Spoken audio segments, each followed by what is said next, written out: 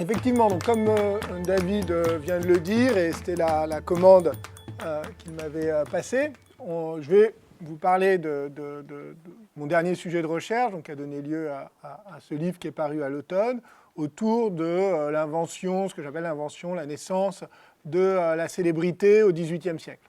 Donc ça va être mon exposé, à la fois essayant de vous montrer un peu la démonstration et avec quelques pistes du côté de questions de méthode, mais ça restera centré là-dessus pour donner une cohérence à l'exposé. Et puis ensuite, dans les questions, je suis tout à fait à votre disposition, soit pour développer ces points-là, soit, si vous le souhaitez, pour parler plus généralement d'enjeux de méthode ou d'historiographie en histoire culturelle ou sur les Lumières ou sur la formation en histoire. Voilà, on peut élargir ensuite autant que vous voulez, mais dans un premier temps, je vais essayer de me limiter à cette question des vies privées des figures publiques, donc de la culture de la célébrité. Alors, point de départ possible, c'est quelqu'un dont vous avez entendu parler, qui est Voltaire. Et Voltaire, évidemment, d'une part, ça vous rappelle quelques souvenirs de lecture, obligatoires ou pas. Et puis, Voltaire, vous savez qu'il est redevenu d'actualité, si on peut dire, on en parle beaucoup, et notamment le Voltaire comme symbole du philosophe des Lumières, donc il est là, donc vous voyez, c'est à la fois l'homme de lettres, le philosophe des Lumières, là vous voyez en posture, il a un livre, il a en même temps une posture qui est tout à fait celle du gentilhomme de l'Ancien Régime, parce qu'il ne faut pas oublier que Voltaire était aussi un courtisan, c'était quelqu'un dont l'idéal social, c'était l'homme du monde. Il disait il faut être homme du monde avant d'être homme de lettres. L'homme du monde au XVIIIe siècle, c'est vraiment cette figure pas de l'aristocrate, mais de l'homme qui est à la fois lettré, poli, mais qui fait partie, qui est entièrement intégré dans les élites sociales, qui fréquente les salons, les sociabilités mondaines des élites.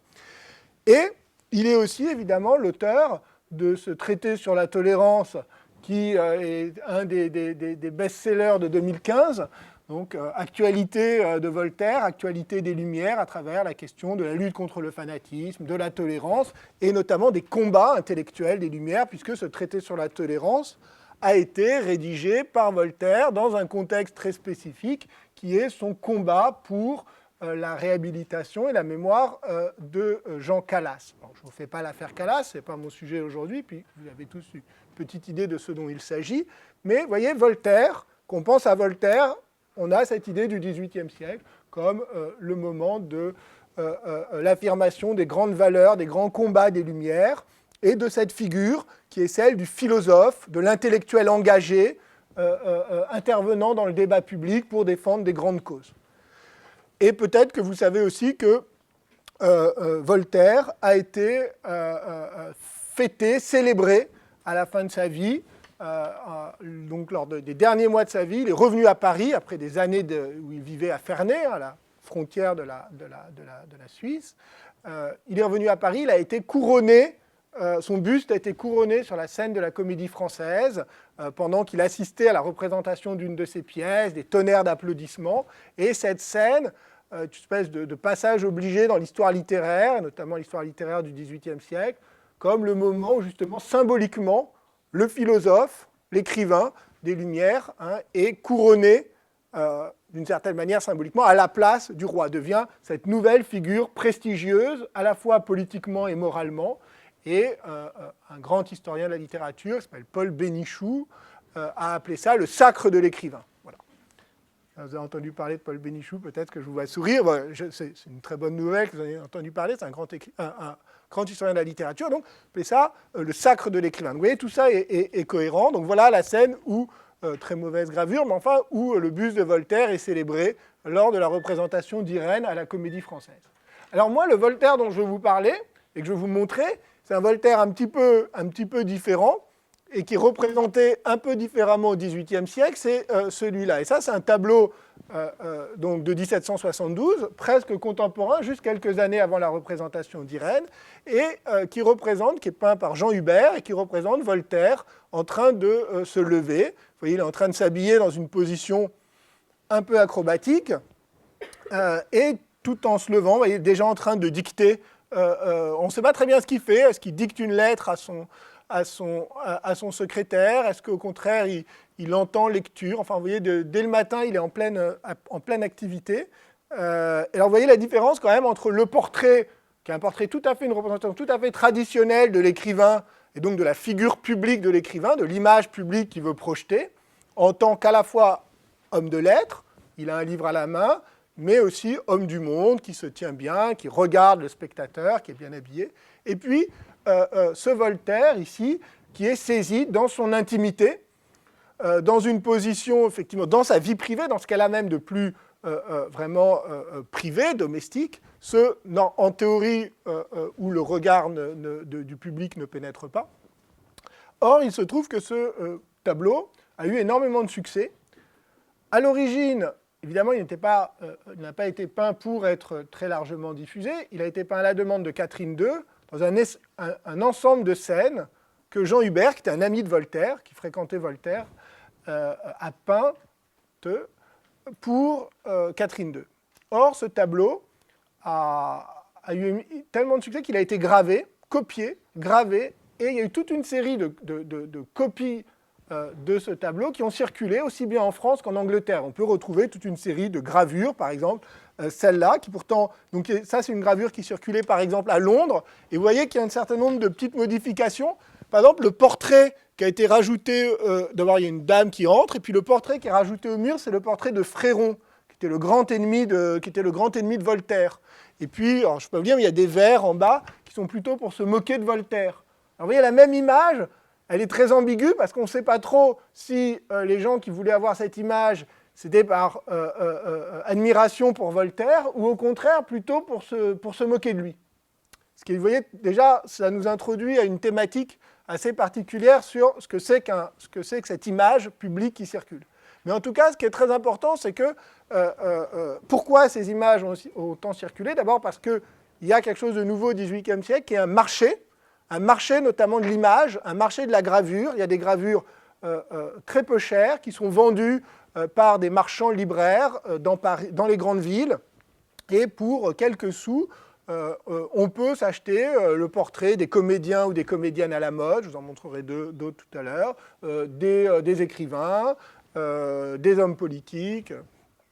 Et il y a un intérêt commercial, notamment, de pirater des images. Et donc, ce tableau qui n'était pas fait pour est copié, reproduit, gravé. D'ailleurs, Voltaire n'était pas très satisfait de la circulation de cette image. Et avec Voltaire, vous savez, c'est très difficile de savoir ce qu'il pensait vraiment, parce que c'était, je vous donnerai un exemple tout à l'heure un peu différent avec Rousseau, mais Voltaire, c'est le roi de l'écran de fumée. Donc on ne sait jamais. Mais en tout cas, ce qu'on sait, c'est qu'il écrit à Jean Hubert pour lui dire « Là, c'est pas possible, vous êtes allé trop loin, vous m'avez ridiculisé, qu'est-ce que c'est que cette image ?» Bon.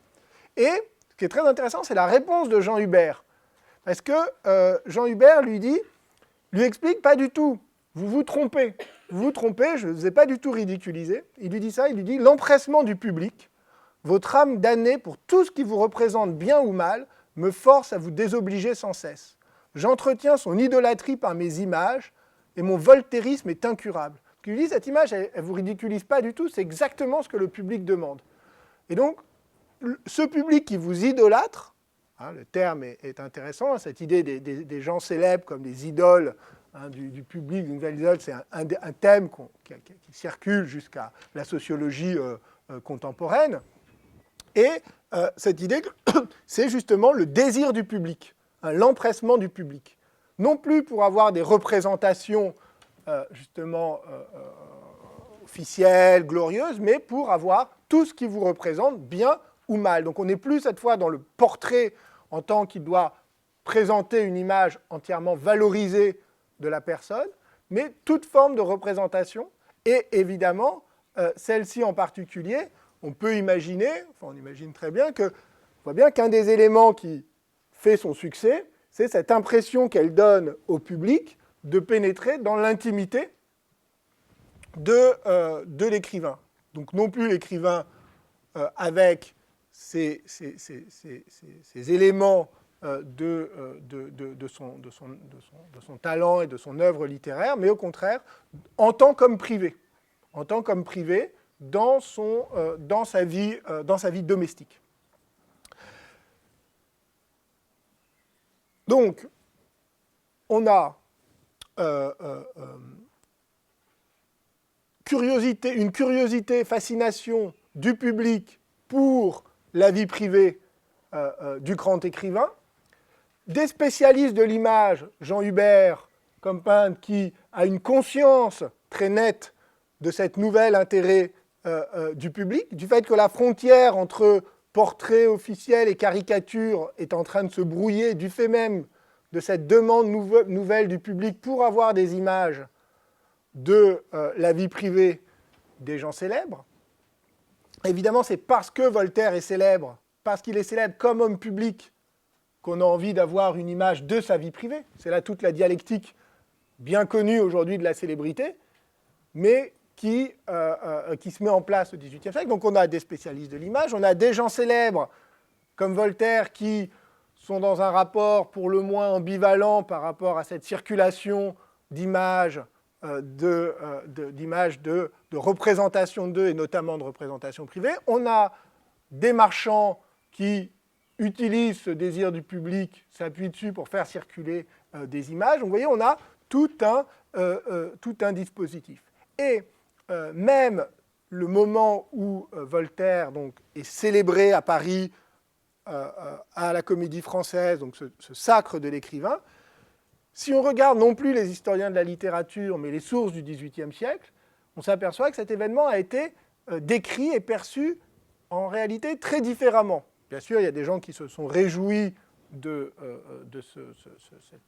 cet hommage rendu à Voltaire, d'autres, notamment les adversaires de Voltaire, qui étaient furieux, mais il y a surtout toute une série de gens qui se sont aperçus qu'il se passait quelque chose de nouveau dans la manière dont Voltaire était célébré. En particulier, il y a un auteur qui est très important pour les 18e parce que c'est un écrivain qui s'appelle Louis-Sébastien Mercier, qui a écrit notamment un texte très beau, très connu, qui s'appelle le Tableau de Paris, qui est une description de la vie parisienne, la vie quotidienne à Paris, mais aussi de la vie littéraire et intellectuelle, qui était très proche des positions des philosophes, mais qui a trouvé que cette scène était absolument ridicule. Il écrivait ce fameux couronnement ne fut qu'une farce aux yeux des gens sensés, une curiosité épidémique. Vous voyez cette idée vraiment de la maladie, d'une épidémie de curiosité, s'empresser à contempler sa figure comme si l'âme d'un écrivain n'était pas encore plus dans ses écrits que sur sa physionomie. Vous voyez cette idée que finalement la fascination des gens va porter sur la figure de l'écrivain célèbre, sur sa physionomie, son visage, sa personne, au détriment de son œuvre. Donc non pas comme vecteur d'intérêt pour son œuvre, mais même comme écran par rapport à son œuvre, cette idée que finalement la célébrité est potentiellement un piège et que Voltaire ici n'est pas célébré en tant que grand écrivain, mais en tant que personne célèbre, comme un comédien. Et Mercier va faire immédiatement le parallèle avec, vous voyez le titre du chapitre, c'est Triomphe de Voltaire, Janot. Janot, c'était un comédien, c'était le Danny Boom de l'époque, c'était vraiment le comédien très populaire, faisant des farces, qui avait énormément de succès, mais que tous les intellectuels méprisaient profondément. C'était vraiment ça, c'était le comédien de boulevard, il faisait des farces, tout le monde y allait, et il était vraiment extrêmement populaire, mais tout le monde, tous les intellectuels trouvaient que c'était, de l'époque, trouvaient que c'était scandaleux. Et Mercier dit, en fait, Voltaire est fêté exactement comme Janot, et d'ailleurs, au bout de quelques semaines, il n'y avait plus personne pour voir la comédie de Voltaire, et par contre, tout le monde était au spectacle pour voir Janot. Donc, et il va même beaucoup plus loin, c'est très intéressant, parce qu'il rajoute quelque chose, Mercier, il dit, maintenant, on saura que quand un écrivain dit des choses qui ne plaisent pas au pouvoir, il n'y a plus besoin de le mettre à la Bastille, il suffit de mettre des tréteaux et de faire venir un histrion qui va capter l'intérêt du public. Donc il voit aussi cette dimension politique, finalement, si l'écrivain qui a quelque chose à dire dans l'espace public devient une célébrité, finalement, il y a, la force de son discours risque d'être perdue parce que finalement, il devient simplement un facteur, un spectacle et une curiosité. Donc vous voyez, même cette perspective, et ce qui est intéressant ici, c'est à la fois chez Hubert, chez Mercier, chez d'autres, tout d'un coup, la célébrité elle-même devient une thématique. Ce n'est pas simplement qu'il y a des gens célèbres, ce n'est pas simplement qu'on s'intéresse aux gens célèbres, c'est que la célébrité, on se met à en parler, à la commenter, à essayer de comprendre ce qui se passe de nouveau. Autre exemple, toujours sur Voltaire, oula, c'est écrit en gros. Donc, ce moment en 1778 où il est à Paris, la presse, et là j'introduis, vous voyez, un nouveau facteur de cette célébrité, c'est le développement de la presse. Le Journal de Paris, qui est, peut-être vous le savez, c'est le premier quotidien français, donc qui se développe, qui apparaît dans les années 1770, et donc raconte tous les jours des nouvelles de la présence de Voltaire à Paris, ce que faisait Voltaire, qui a vu Voltaire, ce que Voltaire a dit, etc. Et d'ailleurs commente cette curiosité publique pour Voltaire. Mais ce qui est plus intéressant, encore plus intéressant, c'est qu'un homme de lettres, François de Neufchâteau, écrit au Journal de Paris en disant « J'ai rencontré Voltaire, je suis allé chez Voltaire, etc. Mais je ne peux pas vous raconter ce qu'il m'a dit parce que justement, c'est insupportable, cette curiosité, le fait de raconter dans la presse tout ce que dit et tout ce que fait Voltaire. » Et il commente « La célébrité a surtout l'inconvénient de faire naître autour de l'homme célèbre une espèce d'espionnage de ses actions, de ses paroles, de ses pensées. » Vous voyez cette thématique, à la fois ce terme de célébrité, et je vais y revenir dans un instant, mais je vous le dis déjà, le terme de célébrité apparaît au XVIIIe siècle, c'est un terme nouveau au XVIIIe siècle.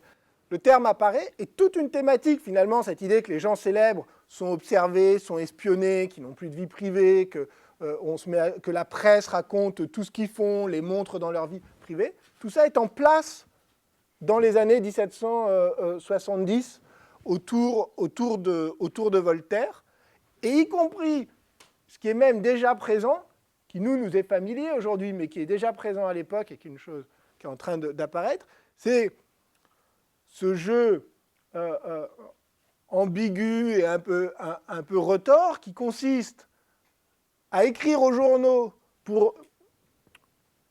François de Neufchâteau est à ce moment-là un jeune écrivain, donc, qui utilise la célébrité de Voltaire pour lui-même se faire connaître et écrire dans les journaux, tout en dénonçant les mécanismes de la célébrité.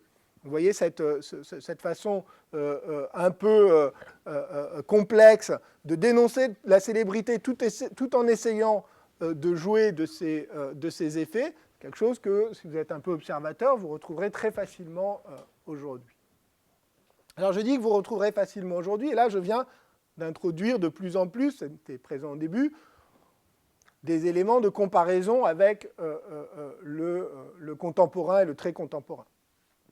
Et puisque je crois que tu as distribué, David, l'introduction du livre sur figure publique, vous avez peut-être vu que, pour ceux qui ont regardé, je commence avec une analyse rapide du film de Sofia Coppola sur Marie-Antoinette, et cette phrase, d'un film qui est donc une lecture ouvertement anachronique de Marie-Antoinette en adolescente, star, plongée dans un monde de paparazzi qui est la cour de Versailles, et l'affirmation de Francis Ford Coppola sur le tournage qui dit « Marie-Antoinette, c'est Lady Di ». Alors, la question qui peut se poser, c'est est-ce que cette lecture anachronique, est-ce que de dire Marie-Antoinette, c'est Lady Di, est-ce que de dire Voltaire était une star, une célébrité, Rousseau avait des fans, est-ce que tout ça, c'est-à-dire ce type d'anachronisme, est-ce que c'est acceptable quand on fait de l'histoire? Alors, la plupart des historiens sont extrêmement réticents vis-à-vis de toute forme d'anachronisme.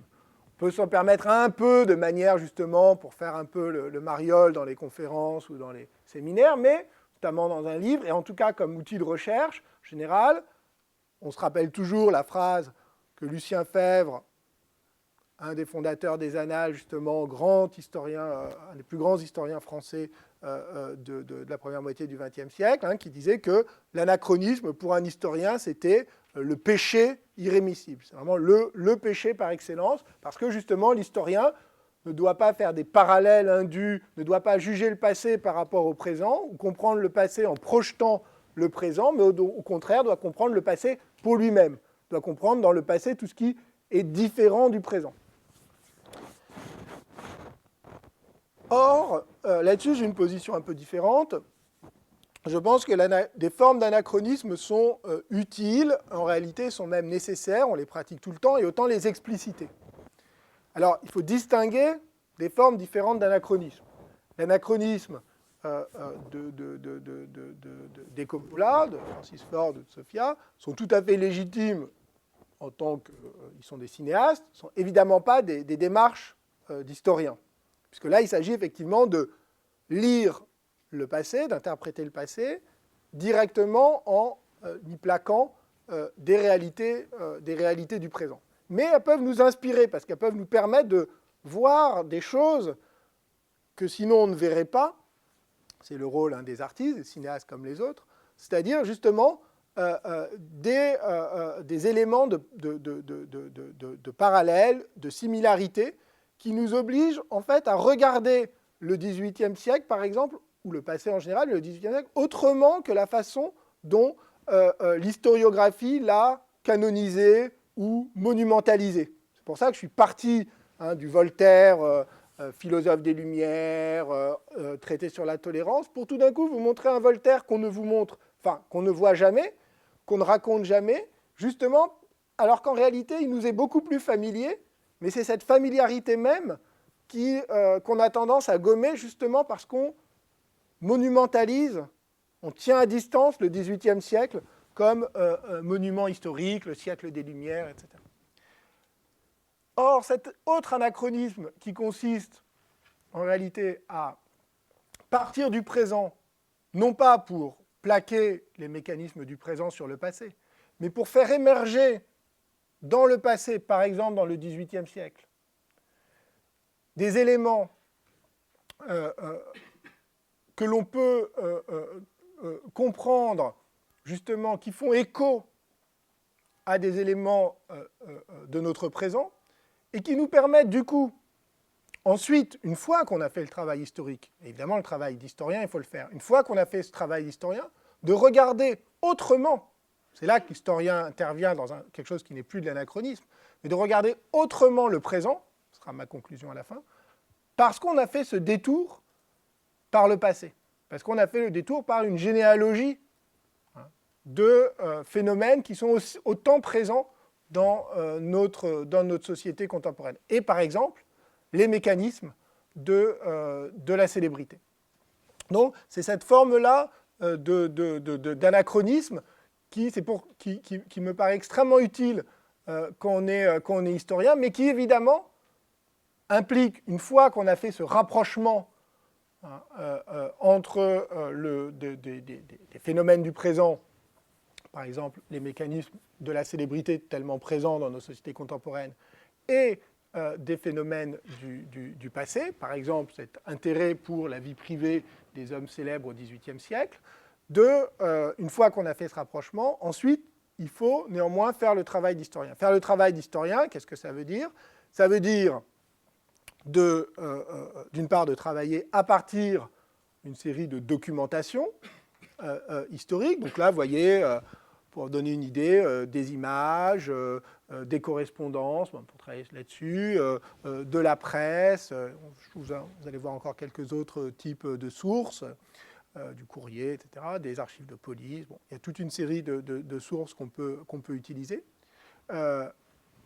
Essayer de comprendre historiquement quels sont les mécanismes historiques qui ont rendu possible le développement, et là, dans ce cas-là, l'émergence de, ici, ce que je vais appeler la culture de la célébrité.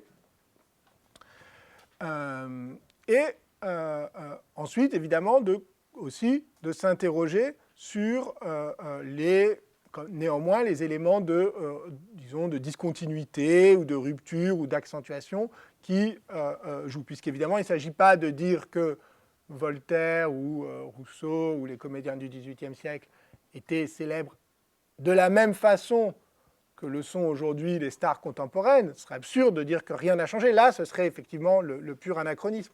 Mais au contraire, de montrer comment se sont développés des mécanismes qui ensuite ont gagné en intensité.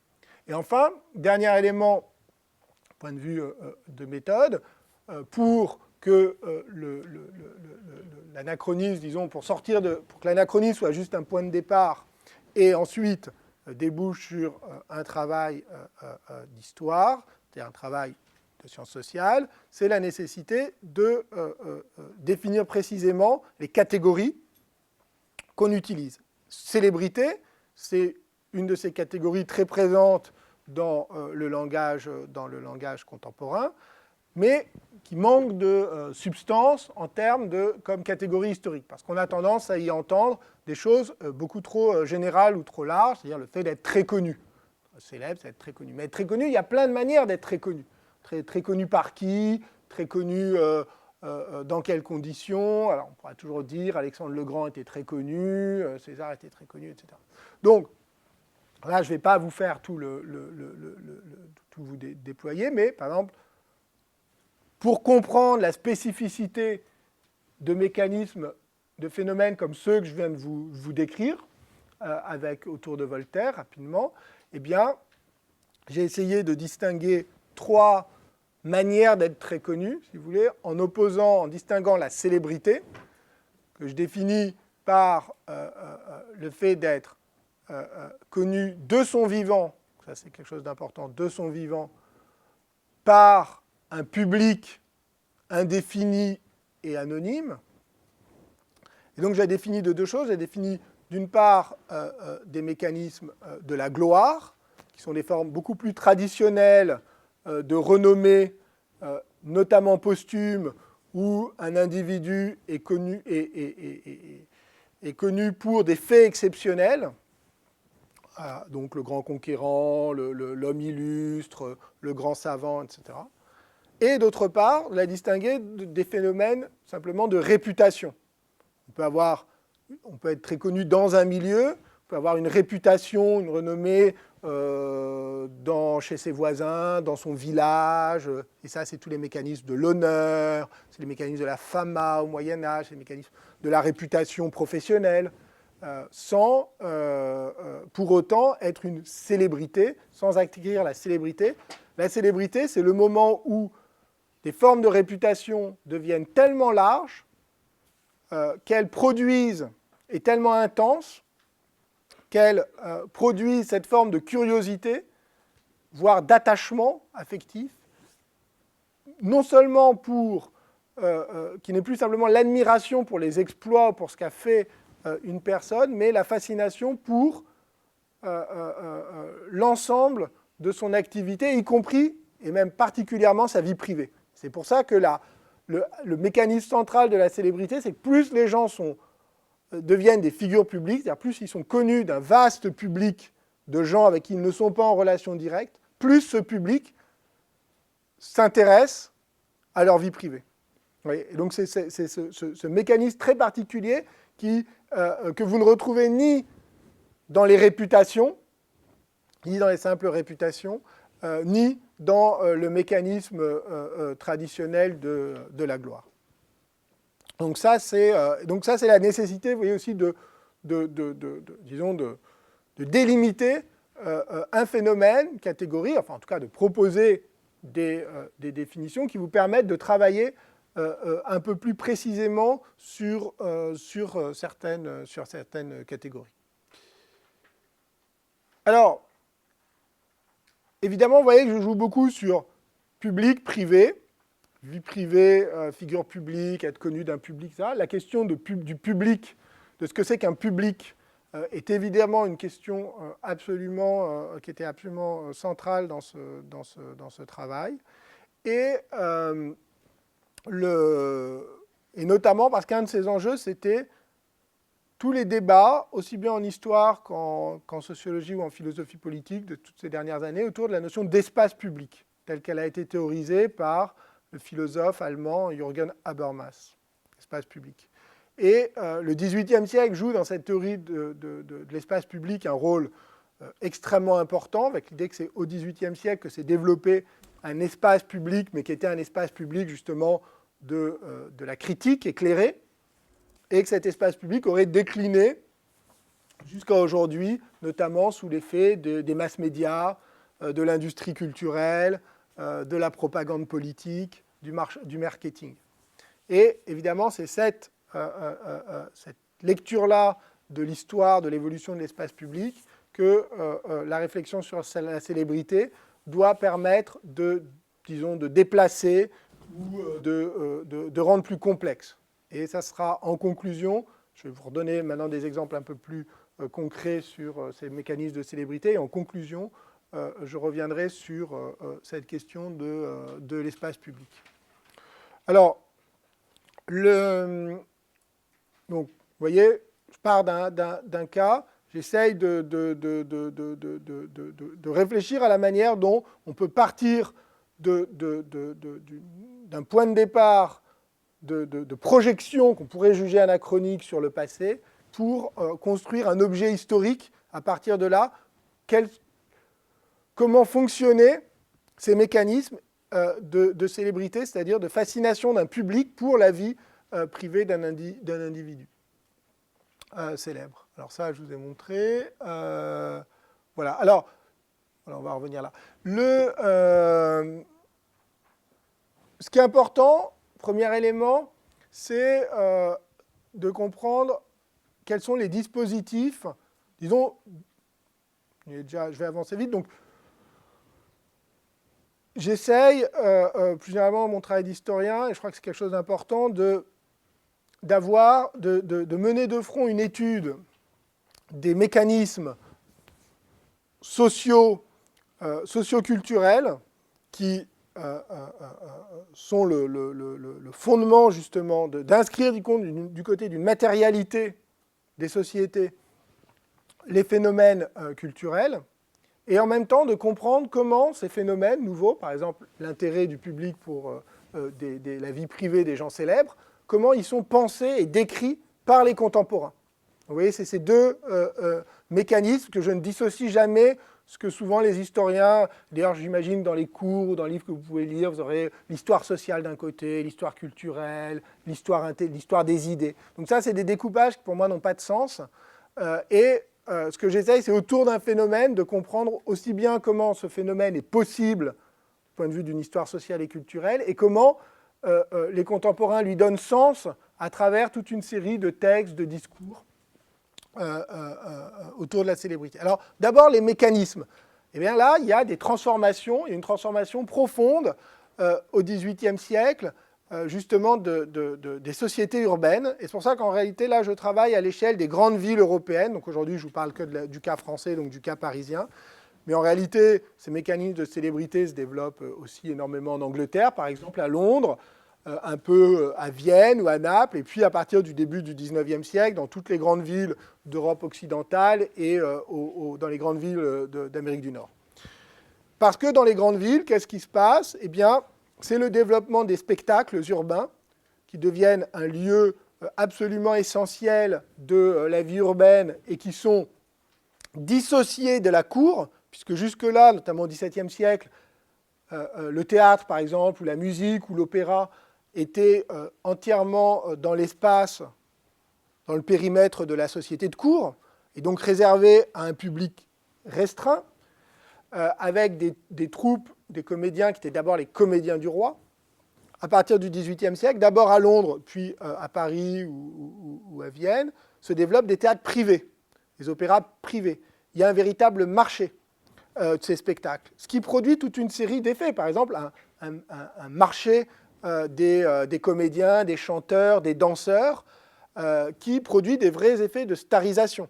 Parce qu'il faut, il faut attirer un public, et donc on va payer beaucoup plus certains acteurs, certains chanteurs, on va essayer de les attirer.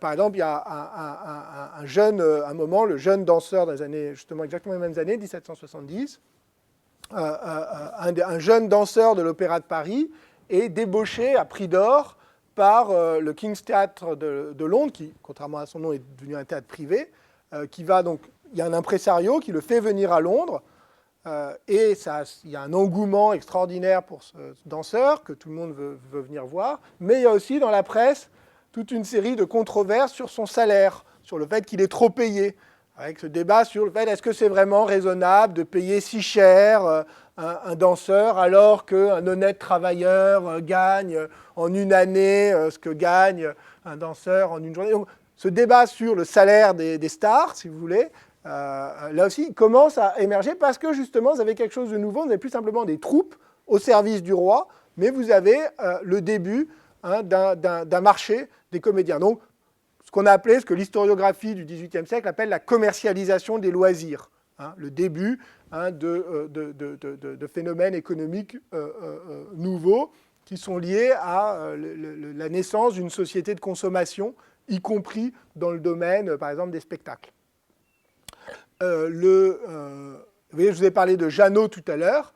Voilà, Jeannot, c'est les théâtres des boulevards qui sont des théâtres privés au XVIIIe siècle et qui se développent justement en attirant un public. Au deuxième type de dispositif, c'est évidemment l'émergence de la presse. Donc ça, je vous ai donné un exemple tout à l'heure, et notamment d'une presse. Alors par exemple, vous avez froid là tous, je vois tous, les pulls commencent à se mettre. Donc vous avez la presse, une presse qui par exemple en Angleterre n'est pas soumise à la censure, et donc par exemple dans la presse anglaise du XVIIIe siècle, vous avez un nombre incroyable d'anecdotes sur la vie privée des gens célèbres. Quand on vous dit qu'aujourd'hui, il y a beaucoup plus la presse du XVIIIe siècle, notamment en Angleterre, est beaucoup plus libre pour raconter la vie privée des gens célèbres que celle d'aujourd'hui. Ne croyez pas qu'aujourd'hui, on raconte beaucoup plus de choses dans la presse, tout simplement parce qu'aujourd'hui, il y a quand même quelque chose qui s'appelle la protection de la vie privée, dont même les gens célèbres peuvent se réclamer, alors qu'au XVIIIe siècle, ça n'existe pas du tout. C'est quelque chose qui va émerger progressivement à partir de la fin du XIXe siècle. Donc, au fond, il y a beaucoup moins de limites. Et on voit apparaître quelque chose de tout à fait particulier, qui est le genre même des vies privées. On se met à il y a ce genre qui répond donc à une demande du public, mais qui correspond aussi à une transformation de la biographie. On écrit, les gens publient, alors pas seulement dans les journaux, mais publient sous forme de livres ou de brochures, des vies privées d'eux. Alors, vie privée de Voltaire, vie privée, je vous donne un exemple tout à l'heure, de tel savant, de tel écrivain, d'une personnalité un peu qui défraie la chronique judiciaire, par exemple. Elles ne sont pas là, bizarre, mais la manière dont les slides. Donc là, c'est incomplet, mais Joseph Balsamo, vous avez peut-être lu un peu du Alexandre Dumas, donc vous savez qui est Joseph Balsamo, mais c'était aussi Cagliostro, et qui était notamment, donc était un aventurier, alchimiste, personne un peu sulfureuse, et notamment qui a été trempé dans l'affaire du collier de la reine, qui a fait un des grands scandales politico-financiers de la fin du XVIIIe siècle. Eh bien, on publie sa vie de son vivant, un récit biographique, avec cette idée que, vous voyez, qu'il excite, comme il attire tous les regards, vous voyez cette idée de quelqu'un qui fixe les regards, ils excitent tout ce qui s'est passé, tout ce qu'il a vécu, excite la curiosité générale. Vous voyez toujours ce thème qui va revenir en permanence, cette idée, pas de l'admiration, mais de la curiosité.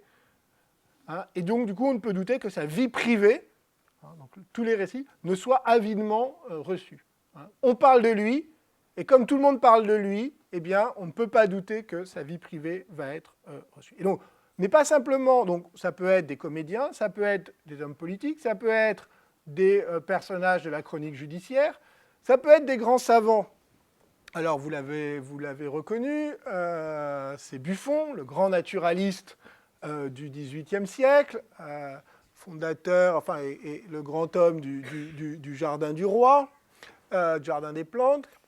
Et Buffon, évidemment, aujourd'hui, on s'en souvient, c'est un peu comme Voltaire, là, vous avez le Buffon officiel de l'histoire du XVIIIe siècle, donc le grand savant, et qui est en même temps un homme du monde et une figure tout à fait légitime de l'establishment scientifique du XVIIIe siècle, qui est aussi quelqu'un, il ne faut pas oublier que l'histoire naturelle de Buffon a été un des grands best-sellers, à la fois scientifique et littéraire, du XVIIIe siècle. Et Buffon était... on a, alors pour le coup, des portraits de Buffon qui ont circulé un peu partout. Vous voyez, par exemple, une des nombreuses gravures qui se vendaient, qu'on pouvait acheter, qui représentait Buffon. Mais Buffon, vous avez aussi des vies privées. Vie privée du comte de Buffon. Alors, le chevalier Aude était en fait le secrétaire particulier de Buffon. Et il a publié une vie privée de Buffon fondée sur son témoignage direct. C'est profitant justement de la célébrité du naturaliste. Alors voilà, par exemple, comment il justifie et comment il explique son projet. Alors, il dit bien, c'est de sa vie privée seulement, c'est dès le début, c'est les premières pages, c'est de sa vie privée seulement que j'ose ici vous occuper, ses mœurs, ses habitudes, sa conduite et ses principes domestiques. Dès qu'il prendra la plume, je me retirerai modestement, mais j'attendrai en silence sa sortie du cabinet pour observer ce que va dire et faire avec ses amis, ses parents, son procureur, son curé, l'homme qui vient d'embrasser la généralité des êtres et de calculer l'infini. Et, j'adore ça, c'est « je dirai tout ». Vous voyez, cette promesse de la révélation totale, vous saurez tout sur la vie privée. Et vous voyez, en même temps, le lien, la généralité, l'homme qui vient de calculer l'infini. C'est justement parce que c'est un grand savant qu'on veut tout savoir.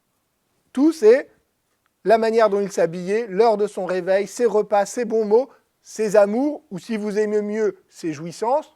Un peu de teasing ne fait pas de mal. Et de fait, pour ceux qui veulent avoir un autre aperçu sur l'histoire des sciences du XVIIIe siècle, je vous recommande la vie privée du Chevalier Aude. On apprend des choses qu'on n'apprend pas en histoire des sciences. Par exemple, le goût prononcé de Buffon pour les jeunes prostituées mineures. Eh oui. Mais aussi des choses tout à fait divertissantes, comme sa façon de chasser les rats dans son grenier. Donc, vous voyez, une série d'anecdotes. Et comme il le dit d'ailleurs lui-même, j'ai recueilli à la hâte les diverses anecdotes qui me sont venues de Montbard, de Paris, de Dijon, pardon, il y a une faute, sur cet admirable écrivain. Donc c'est parce que c'est un admirable écrivain que tout le monde s'intéresse à des anecdotes qui doivent être utiles et piquantes, surtout piquantes. Donc là encore, il s'agit de piquer la curiosité. Et vous voyez la fin. Pourquoi ? Parce que justement, Buffon est parvenu à ce degré de célébrité qui fixe les regards. Toujours cette thématique du regard, de la curiosité, de l'intérêt piquant pour tous les détails de la vie privée. Donc vous voyez cette dialectique, c'est parce que Buffon est un homme public que sa vie privée fascine. Mais on sort totalement du modèle de la réputation de l'homme de science, qui était tellement présente, qui d'ailleurs continue aujourd'hui, enfin depuis le XVIIe siècle, de l'homme de science qui jouit d'une grande réputation, par exemple dans ce qu'on appelle au XVIIe, au XVIIIe siècle, la République des lettres ou la République des sciences, où on veut connaître ses travaux, on veut lire ses livres, on veut savoir ses dernières découvertes. Mais à partir d'un certain moment, lorsque cette réputation devient une célébrité, touche non plus d'autres savants, non plus simplement des gens intéressés par l'histoire naturelle, mais un public indéfini, de gens qui deviennent fascinés et avides de connaître tous les détails de sa vie privée. Alors voilà, là c'est un autre exemple, mais je vais passer parce que c'est un exemple du même type, là, mais cette fois c'est pour vous montrer que ce qui est intéressant avec la célébrité, c'est que ces mécanismes touchent aussi bien des comédiens, des danseurs, des écrivains, Voltaire, des savants, mais aussi des aventuriers, Cagliostro, ou par exemple un bandit, comme Cartouche, qui était peut-être vu le vieux film avec Jean-Paul Belmondo, je vous recommande, c'est extraordinaire, mais il y a donc Cartouche, un bandit des années 1720, voilà. Et là aussi, on publie la vie privée de Cartouche, l'année même de son arrestation, avec, et vous voyez la première phrase, toujours cette même idée, que l'avidité du public pour Cartouche est absolument totale. Alors, bon, ça, je vais passer là-dessus. Deuxième idée, donc, vous voyez la presse, transformation de la vie privée, fascination pour la curiosité.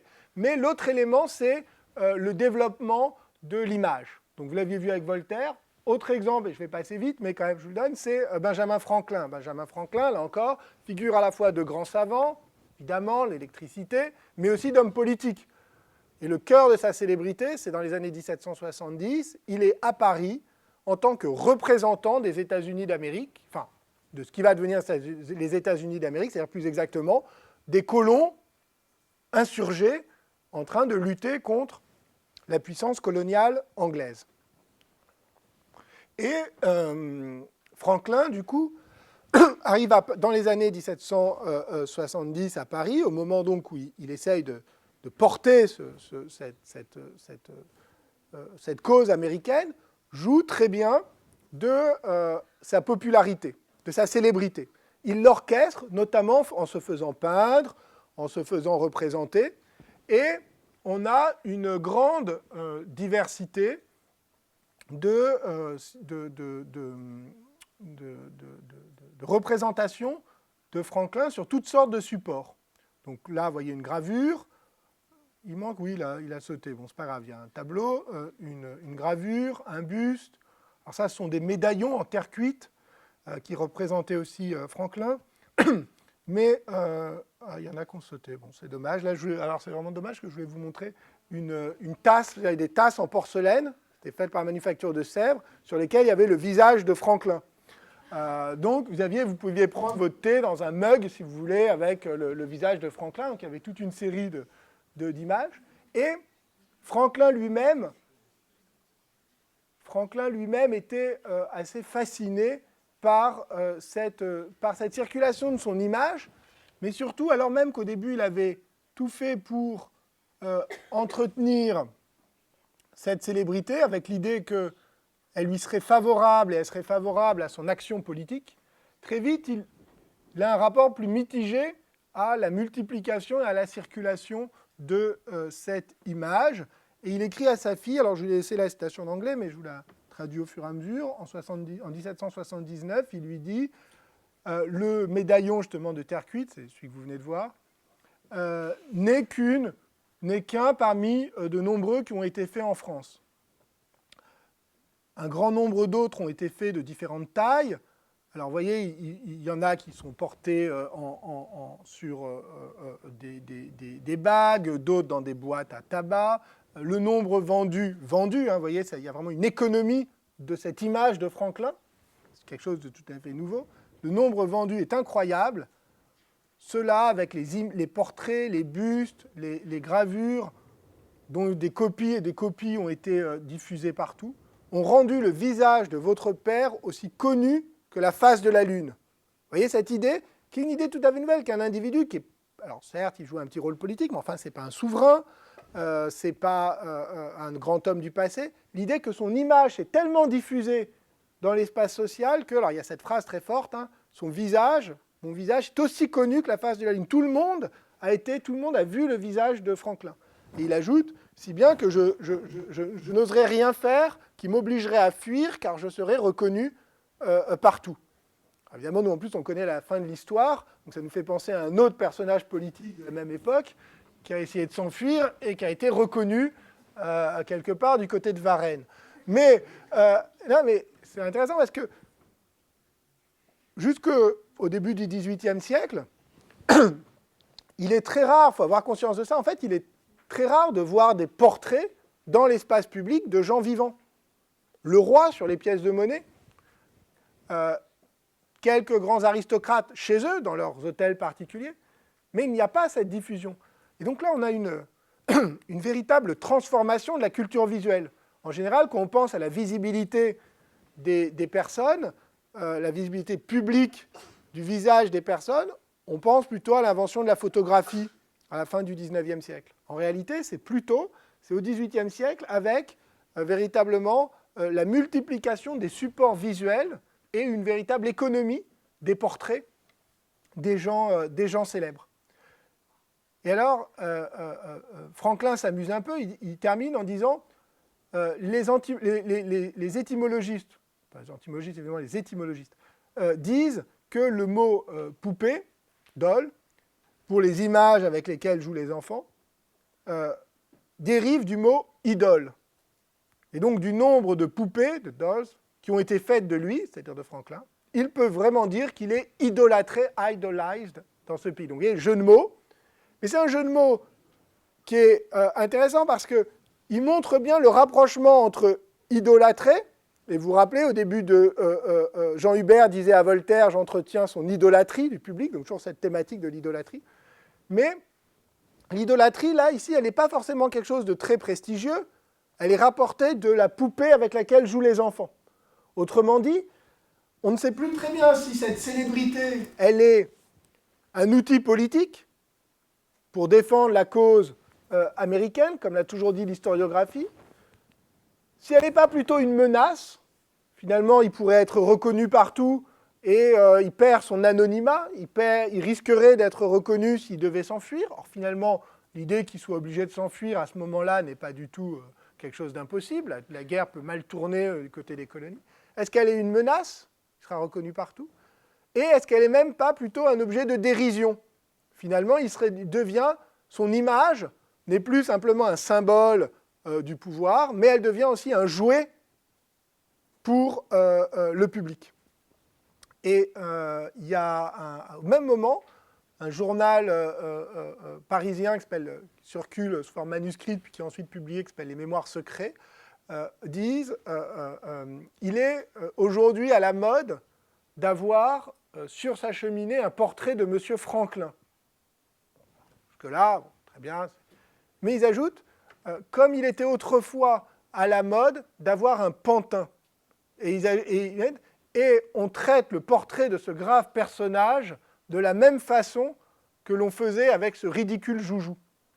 Donc, vous voyez, vous avez cette même idée que, tout d'un coup, l'image des gens célèbres n'est plus simplement comme les portraits du pouvoir dans la représentation traditionnelle, hein, mais deviennent des objets très ambivalents qui sont d'abord motivés par le désir du public et qui donc peuvent être prestigieux ou menaçants ou ridicules. Et par ailleurs, là encore, comme avec Voltaire, on a quelqu'un qui est célèbre, qui, confronté à la célébrité, confronté à ce mécanisme qui est quelque chose qui est nouveau, qui n'est pas la gloire traditionnelle, qui est bien plus que simplement ce qu'il connaissait comme sa réputation de savant dans le monde des sciences, confronté à ce phénomène nouveau, s'efforce d'y réfléchir, s'efforce de le penser, de trouver des catégories, des métaphores, des images pour le penser. Alors, je ne vais pas vous parler des comédiens anglais, de leurs caricatures, j'aurais pu, mais on va... Vous voyez, c'est dommage, celle-là est amusante. C'est la même, hein. C'est Emma Hamilton, une des grandes...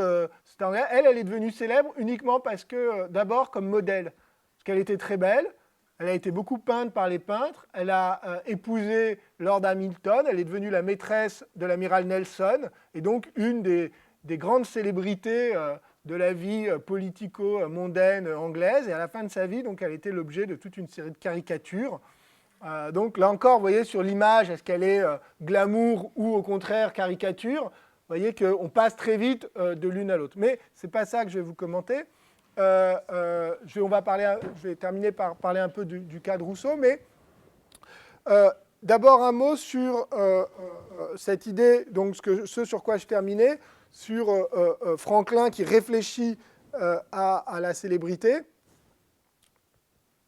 Globalement, on voit émerger dans la deuxième moitié du XVIIIe siècle, ce que je vous disais tout à l'heure, toute une série de textes consacrés à la question de la célébrité. Soit par des gens qui l'expérimentent, ça va être le cas aussi de Rousseau, mais par toute une série de moralistes, d'auteurs. Le terme même et le thème de la célébrité devient un objet parce que les contemporains essayent de rendre sens, de donner du sens et d'interpréter un phénomène qui est un phénomène nouveau.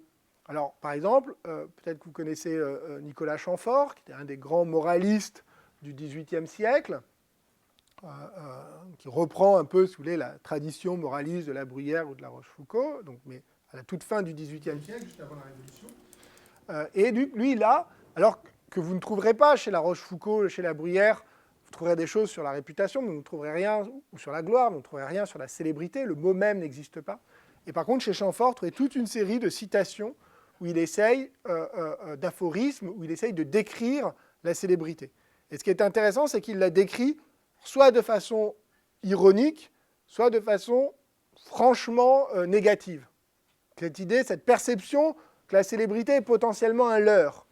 Alors, il y en a deux que j'aime bien. Il y en a une où il dit « La célébrité, c'est l'avantage d'être connu des gens qui ne vous connaissent pas. » Connu des gens qui ne vous connaissent pas. Donc, il y a cette asymétrie entre le fait... qu'est-ce que ça veut dire que des gens qui ne vous connaissent pas vous connaissent? Donc, ils connaissent une image publique de vous, mais ils ne vous connaissent pas comme personne.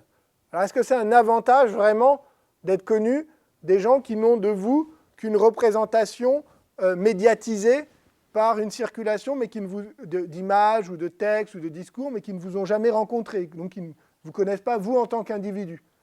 Évidemment, c'est exactement la même thématique aujourd'hui quand on se moque des gens qui ont plein d'amis sur Facebook. On dit « Ah, mais qu'est-ce que c'est que ces milliers d'amis Facebook qui ne sont pas des vrais amis ?»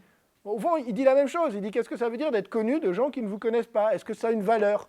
Est-ce que c'est enrichissant? Est-ce que c'est intéressant? Est-ce que c'est une reconnaissance ?» C'est exactement ça qui est derrière. Et il dit aussi, la célébrité est le châtiment du succès.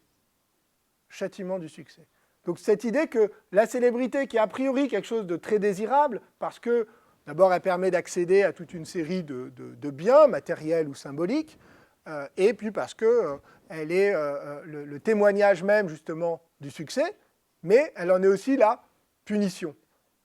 Elle est aussi, et pourquoi elle est la punition? Parce qu'elle a toute une série de conséquences négatives. Et ces conséquences négatives, c'est que votre image vous échappe, c'est ce dont Voltaire avait conscience, ce dont Franklin avait conscience, qu'elle peut être une menace, que vous pouvez, que l'homme célèbre se met, tout d'un coup s'aperçoit qu'il est espionné, qu'il n'a plus de véritable intimité, etc. Et alors celui qui va vivre et décrire ça et le ressentir avec une force absolument incroyable, c'est Rousseau, c'est Jean-Jacques Rousseau. Jean-Jacques Rousseau, dans le livre, alors, il occupe une place assez importante avec tout un chapitre que je lui ai consacré parce que, et là on peut revenir dans la discussion, mais c'est comment on articule des études de cas à des panoramas plus larges. Mais ce qui est fascinant avec Rousseau, c'est que c'est à la fois un des personnages les plus célèbres de son époque, et c'est en même temps celui qui a décrit cette nouveauté de la célébrité d'une manière à la fois très aiguë et d'une manière délirante. Parce que ce qu'on a appelé sa paranoïa, il va vivre de manière folle l'idée que tous les gens qui sont célèbres, que tous les gens qui le connaissent et qui sont curieux ou désireux de le connaître davantage parce qu'il est célèbre, en fait, deviennent potentiellement des ennemis. Alors, je montre d'abord un ou deux mots sur la célébrité de Rousseau. Alors, j'aime bien ce texte-là, c'est un texte de la correspondance littéraire qui dit Rousseau, donc ça c'est la fin de la vie de Rousseau, il revient à Paris, c'est le moment où, vous savez, il va jouer aux échecs au Palais Royal, il y a tellement de monde, les gens veulent absolument le voir jouer aux échecs, monte sur les tables, casse les tables, et le patron du café lui dit, le Procope, lui dit si c'était possible que vous alliez jouer ailleurs la prochaine fois, parce que là, si c'est l'émeute à chaque fois, bon. Et donc, vous voyez, commentaire, il s'est montré plusieurs fois au Café de la Régence, sur la place du Palais Royal, sa présence y a attiré une foule prodigieuse. La populace, donc là, c'est vision critique du peuple, c'est justement le public, mais en tant qu'il est naïf, curieux, etc. S'est attroupé pour le voir passer. On demandait à cette populace ce qu'elle faisait là, elle répondait que c'était pour voir Jean-Jacques. On lui demandait ce que c'était que Jean-Jacques, elle répondait qu'elle n'en savait rien, mais qu'il allait passer. Vous voyez, alors, il y a les deux éléments, il y a à la fois la moquerie, là, justement, des intellectuels, puisque la correspondance littéraire, c'est le milieu des encyclopédistes, pour cette crédulité populaire, pour la fascination populaire pour justement les gens célèbres. Et cette critique, elle vise quoi? Elle vise le caractère tautologique de la célébrité. Les gens sont célèbres, on ne sait même pas pourquoi ils sont célèbres, mais il suffit qu'ils soient célèbres pour qu'on ait envie de les voir. Il y a un critique contemporain qui a défini justement la célébrité par, il dit c'est les gens qui sont célèbres pour être célèbres, well known for their well-knowness en anglais, bien connus par le fait d'être bien connus. Donc ce type il est tellement célèbre que ce type de discours commence à se faire. Il reçoit un courrier de lecteurs qui sont de véritables, alors moi j'appelle des fans, alors là pour le coup le terme même en termes de terme est anachronique, mais on peut difficilement le décrire autrement. Je vous laisse lire par exemple cette lettre de Jean Romilly, un parfait anonyme, qui se sent déjà autorisé à écrire à Rousseau, c'est déjà quelque chose de nouveau, on se sent autorisé à écrire à l'auteur, et il lui dit « Je ne puis différer à m'entretenir avec vous. Voilà près de 2 ans, même 3, que j'ai envie de vous faire part de toutes les conversations idéales que j'ai avec vous. Car il faut que vous sachiez que soit que je me lève ou que je me couche ou que je me promène, vous êtes toujours présent à mon esprit, et je ne me trouve bien en compagnie que lorsque je puis parler un peu de vous, soit à ceux qui vous aiment ou à ceux qui ne vous aiment point. » Donc là, on n'est plus dans le stade de l'admiration du lecteur. Il a besoin il n'est bien que quand il arrive à parler de Rousseau, y compris avec des gens qu'il n'aime pas, mais il faut qu'il en parle. Alors qu'est-ce qui lui manque? Il lui manque l'institutionnalisation des fans, c'est-à-dire le fan club. Mais s'il y en avait eu un, il serait précipité pour s'inscrire. Et s'il avait eu même l'idée que ça pouvait exister, il en aurait créé un. Et donc là, on voit bien, là je le dis sous forme de plaisanterie, mais ce n'en est pas une. C'est-à-dire que là, on voit la différence entre la culture de la célébrité aujourd'hui et celle au XVIIIe siècle. Ce ne sont pas les mécanismes d'adhésion ou d'attachement, ils sont là. On les voit très bien. Et ils sont décrits dans des termes qui nous sont immédiatement familiers. En revanche, ce qui n'existe pas, c'est l'institutionnalisation de la culture fan, les revues pour fans, les fan clubs, etc. Tout ça qui va se créer, qui fait partie de la culture populaire du XXe siècle, mais qui va institutionnaliser, développer, intensifier toute une série de mécanismes, de dispositifs qui, d'une part, sont présents au XVIIIe siècle et qui commencent à être décrits. Alors, je termine là-dessus. Ce qui est intéressant avec Rousseau, c'est qu'évidemment, ce que je vous disais, il va décrire, il va vivre cette célébrité. Il va d'abord la rechercher, et puis très rapidement, il va la vivre comme un fardeau, comme une malédiction. Pourquoi? Parce qu'il a l'impression tout d'un coup qu'il y a dans l'espace public une image de lui qui est à la fois lui et à laquelle il ne peut pas s'identifier.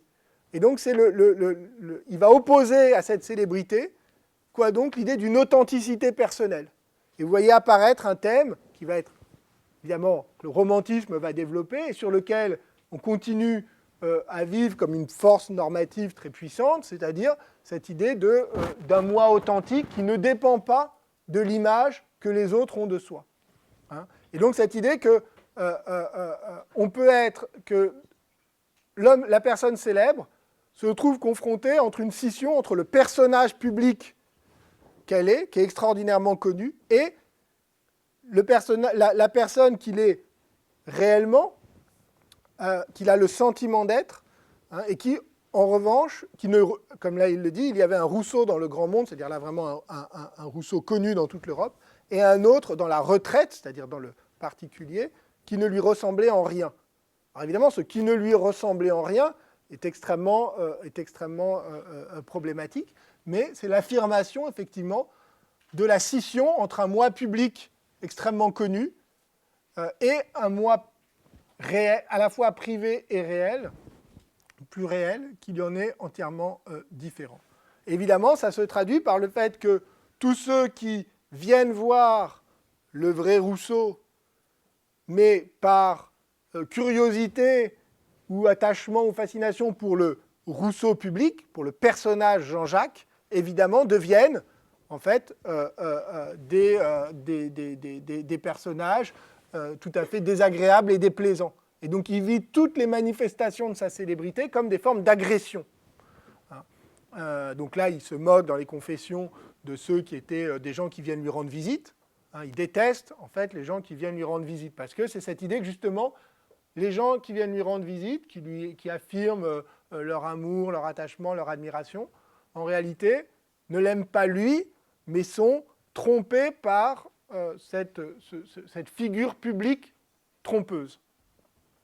Donc ce double jeu, à la fois, il est dérangé, donc il n'a plus d'intimité, mais en plus, ces gens qui viennent le déranger le font justement parce qu'ils sont motivés par ce personnage public auquel ils refusent de s'identifier. Et alors, par exemple, quelqu'un qui lui écrit pour lui dire, la comtesse de La Rothe, une grande admiratrice, elle veut absolument le rencontrer, et il lui répond, quiconque ne veut voir que le rhinocéros, il y avait un rhinocéros à la foire Saint-Germain, quiconque ne veut voir le rhinocéros doit aller, s'il veut, à la foire et non chez moi. Donc cette idée de je ne veux pas être, exactement de manière très littérale, la refus d'être transformé en bête de foire, en phénomène de foire, soumis à la curiosité publique. Et ça se termine par l'affirmation de la crédulité absolue du public. Le public est prêt à croire n'importe quoi sur les gens célèbres, vraiment prêt à tout avaler. Dès qu'il s'agit de Gigi, c'est-à-dire de Jean-Jacques, c'est-à-dire de Jean-Jacques, c'est-à-dire ce personnage public, il n'est besoin de mettre ni bon sens, ni vraisemblance. Plus les choses sont absurdes et ridicules, plus on s'empresse à n'en point douter. Si d'Alembert ou Diderot s'avisait d'affirmer aujourd'hui qu'il a 2 têtes, en le voyant passer demain dans la rue, tout le monde lui verrait 2 têtes très distinctement, et chacun serait très surpris de n'avoir pas aperçu plus tôt cette monstruosité. Vous voyez, la critique des effets à la fois des médias et de la crédulité du public soumis à un flux d'informations sur les gens célèbres est déjà extrêmement présente. Et vous voyez cette image, si on reprend le thème de l'image, ce portrait très fameux de Rousseau, qui plaisait beaucoup parce qu'il reprenait tous les éléments, tous les codes justement de ce personnage singulier, austère, que Rousseau s'était forgé. Eh bien, Rousseau le détestait absolument et était persuadé que c'était ses ennemis l'avaient fait faire pour lui nuire. Vous voyez cette manière de vivre toutes les manifestations de sa célébrité comme des atteintes et des agressions. Alors il y a un point que je n'ai pas du tout traité, que je ne vais pas traiter parce qu'on n'a pas le temps, qui est les conséquences dans le domaine proprement politique de cette culture de la célébrité. Mais si vous avez des questions, j'y répondrai. Vous voyez, des figures comme Mirabeau, Marie-Antoinette ou évidemment Bonaparte sont très présents. Mais je voudrais, puis je peux vous mettre cette citation de Madame de Staël, juste comme ça vous la regardez pendant que je conclue. Je vous ai dit en introduction que cette réflexion, ce travail, vous voyez, je suis rentré là dans les détails pour vous montrer un peu la nature de ces mutations, de ces transformations de la célébrité autour de ce thème de la curiosité publique pour la vie des personnes célèbres. Et je vous ai dit qu'un des objets, un des enjeux, à la fois historiographiques et en termes théoriques, était la question de l'espace public. Donc, dans le modèle produit par Jürgen Habermas, et qui a été très influent chez les historiens, mais qui rejoint aussi plus largement toute une série de lieux communs ou de représentations très partagées sur le déclin justement de l'espace public. Il y a cette idée effectivement que le XVIIIe siècle aurait vu se développer un espace public fondé sur la raison, sur l'engagement critique, sur le rôle des intellectuels, et progressivement cet espace public aurait décliné, notamment au XXe siècle, sous l'effet des nouveaux médias, la télévision, la presse de masse, le rôle du marketing, etc. Et c'est ce que Habermas résume à travers l'idée du changement même du sens de la publicité. Au XVIIIe siècle, la publicité aurait été une valeur normative, le fait d'imposer la discussion publique de tout ce qui est commun, c'est-à-dire au fond le fondement même de l'idéal à la fois éclairé et démocratique. Et aujourd'hui, la publicité, c'est justement le marketing, le fait d'utiliser les instruments médiatiques pour faire acheter aux consommateurs, alors soit des produits, soit des hommes politiques, soit des célébrités, etc. Et donc, dans ce cadre-là, évidemment, la culture de la célébrité, les mécanismes de la célébrité, c'est forcément quelque chose de récent. Et le sens commun veut effectivement que la culture de la célébrité et ses conséquences politiques, ce qu'on appelle aujourd'hui par exemple la pipolisation du politique, sont des phénomènes qui sont des phénomènes récents, qui remontent aux années 60 et qui sont des formes de déclin de la culture publique. Aussi bien dans le domaine culturel que dans le domaine politique, que dans le domaine intellectuel. Donc cette idée de pipolisation, par exemple, l'idée que les méthodes du show business progressivement se déploient dans l'ensemble des champs intellectuels et politiques, est dénoncée, décriée, etc. Mais si à partir du moment où on constate que, en réalité, l'ensemble à la fois des mécanismes de la célébrité sont en place se déploient à partir du milieu du XVIIIe siècle. C'est-à-dire au moment même du développement d'un espace, de l'idéal de publicité au sens habermasien, et des dispositifs, notamment médiatiques, la presse, qui sont ceux de l'espace public, disons, kantien ou habermasien. Forcément, on est obligé de repenser complètement cette chronologie. La célébrité n'est plus une sorte de dégénérescence, de déclin, de signe du déclin ou de la vulgarité de l'espace public contemporain. Elle est un des éléments de l'espace public médiatique, tel qu'il se développe depuis le XVIIIe siècle, avec le passage d'une société qui était une société du face-à-face, en gros au Moyen-Âge et jusqu'au XVIIe siècle. La plupart des gens avec qui on est en contact dans le face-à-face, comme on est là en face-à-face. On passe à une société où il y a de plus en plus d'interactions médiatisées, c'est-à-dire de gens qu'on voit, qu'on connaît, dont on a été confronté à leur image, on sait des choses sur eux, mais on ne les a jamais rencontrés en face-à-face.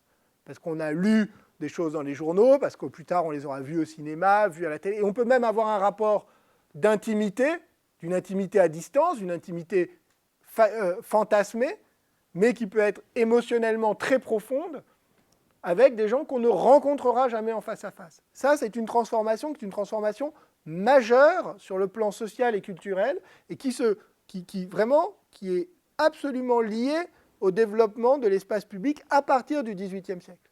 Et donc, il faut repenser autrement notre modèle de l'espace public. Non pas un modèle normatif qui fait de l'espace public un espace d'abord rationnel, de la discussion rationnelle, mais montrer que l'espace public, il est dès le départ, cet espace public médiatique, tout autant constitué de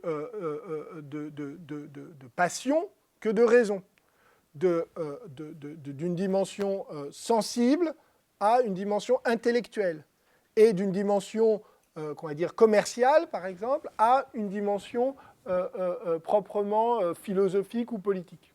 Et donc, à partir de ce moment-là, on peut repenser aussi autrement toute une série de discours sur notre société aujourd'hui, par exemple, y compris sur des phénomènes, par exemple, le rôle de la vie privée dans l'espace politique, ou de la curiosité ou de l'intérêt ou de l'attachement à la personne même des acteurs politiques, qui est très souvent dénoncé comme une sorte de déclin de l'espace public.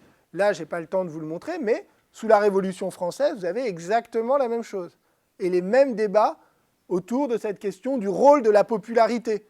Mirabeau, par exemple. Pourquoi est-ce qu'on se passionne pour la vie privée de Mirabeau? On publie les lettres à ses maîtresses, on veut avoir les détails de sa maladie, etc.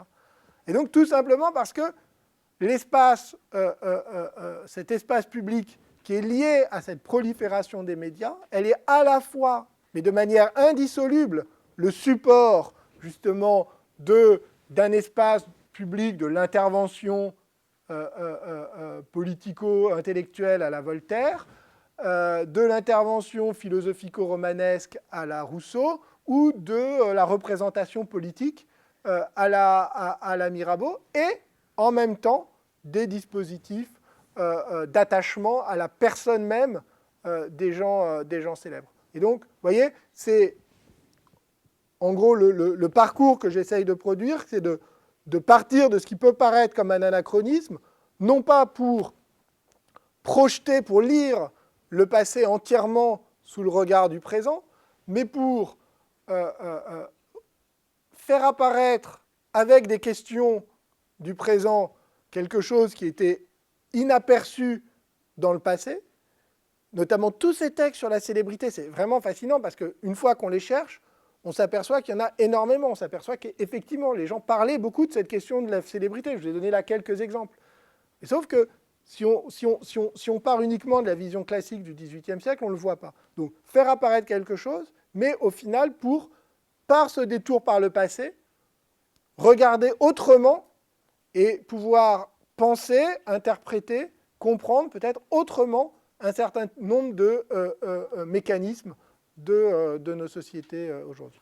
Je m'arrête là et on a le temps que vous voulez. Enfin, je peux répondre à toutes les questions, discussions, etc.